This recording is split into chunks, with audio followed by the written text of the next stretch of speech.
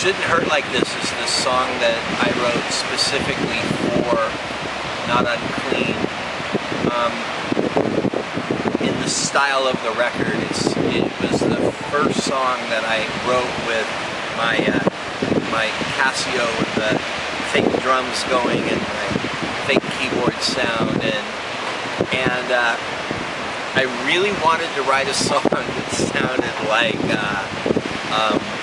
Chaka Khan's Tell Me Something Good, Chaka Khan and Rufus, you know, and Tell Me Something Good has this like, tell me something good, thing going on, and if you hear the song Shouldn't Hurt Like This, it doesn't sound anything like it, but I really wanted Stevie Wonder wrote Tell Me Something Good, and Stevie Wonder wrote Signed, Sealed, Delivered. And I wanted something that combined all those elements of, well, I just wanted Stevie Wonder Motown. I wanted, I really wanted a dance song, I really wanted a club song, and I really wanted a breakup song, and I just wrote it. I just wrote it without thinking, you know. It was like door closed, not face, you know. I didn't even know what the song was going to be about. And then when I saw where it was going, and I came up with, don't you know you almost had me convinced that I shouldn't hurt like this. And then I heard it. I heard that, the Elvis Costello backup vocals on the record. I said, I could do this, I could do this. Elvis loved Motown and incorporated that into his songs. And I went, there we go. What's missing from my idea is I'm not Stevie Wonder, but I could totally rip off Elvis Costello, and then the song just came together, and I was concerned that it wasn't a gospel song. It was clearly supposed to be a gospel record. So I wrote that chorus about you're breaking up with someone and they're horrible, but then Jesus shows up and starts to make it all better, and I hope you'll forgive my lack of, I think the song rocks. I think it's bitchin', and you know, it's one of it's that and Heal These People are like great big bird, man. That and Heal These People are the songs on the record that sound like music I would listen to the most, and I couldn't wait to start doing the concerts and perform Shouldn't Hurt Like This live, and I tell you, that was the first song to get dropped from the shows, man. It died.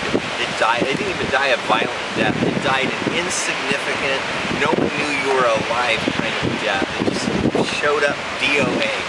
No one got it. People would just be like, you know, no one got what the song was about. No one got why I was dancing around to it. No one got it. And I was like, you people suck. I was so mad.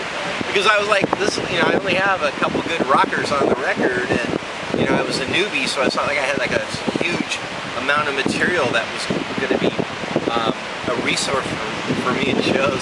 And here the one song, My Peace Neighbors Sean, sucked. I was so mad. I was really hurt. So Shouldn't Hurt Like This went on a shelf somewhere. But it resurfaced on When Love Dies, and that version's not half as good as the original, but it fit the record. But I mean, I was like, man. So I did it at a few acoustic shows. I remember I was recording a live acoustic record in San Diego at a show, and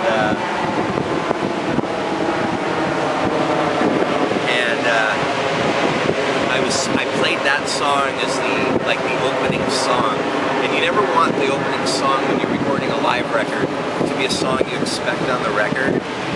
And I remember I was sitting there, and it was really dramatic, and I said, I started the song, I was like, door closed in my face, you know, and it was like, it was really good, but then all of a sudden I mispronounced like an entire sentence. And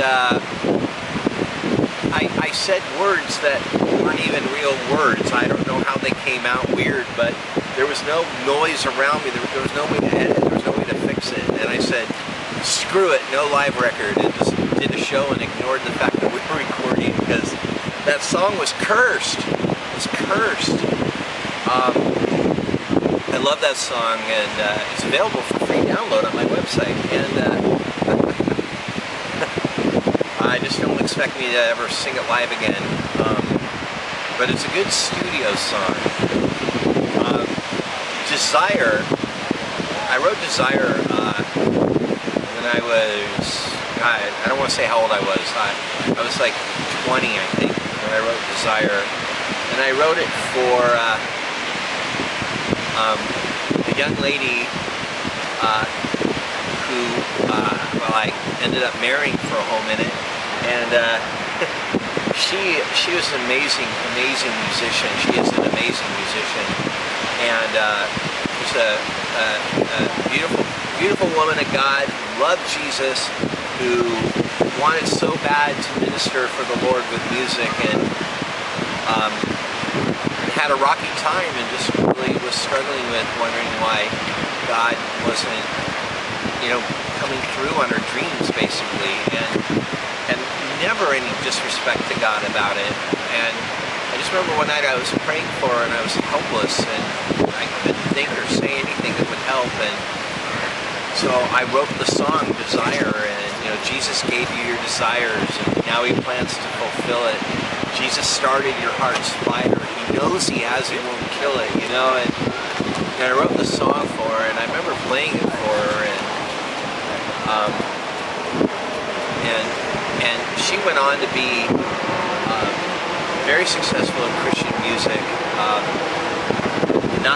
Not just one, but two of the premier Christian rock bands of the 80s. I want to say 80s and 90s. I'm not sure of the dates. We don't talk much. But I got a damn good song out of the deal, and Desire has always been really strong in concert, especially since, you know, my music has always gotten darker and darker and more distant sounding. To be able to reel people back in with something so clear and potent about how much Jesus is aware of our passions.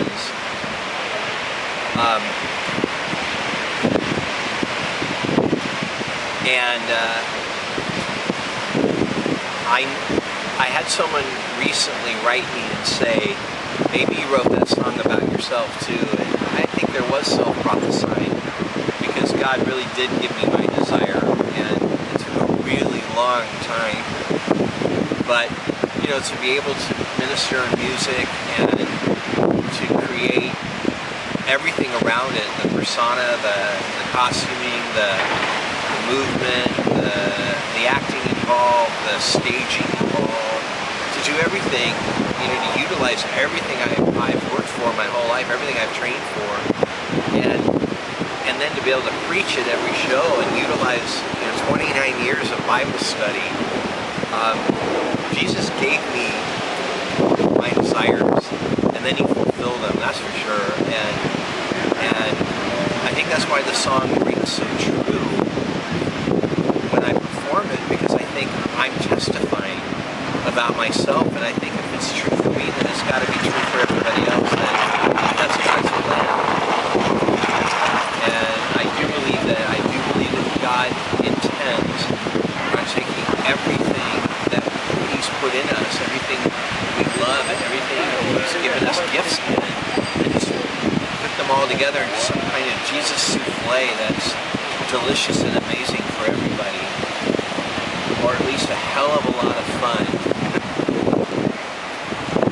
But it is humbling. It's humbling to be able to touch people for the Lord with your talent, and at the same time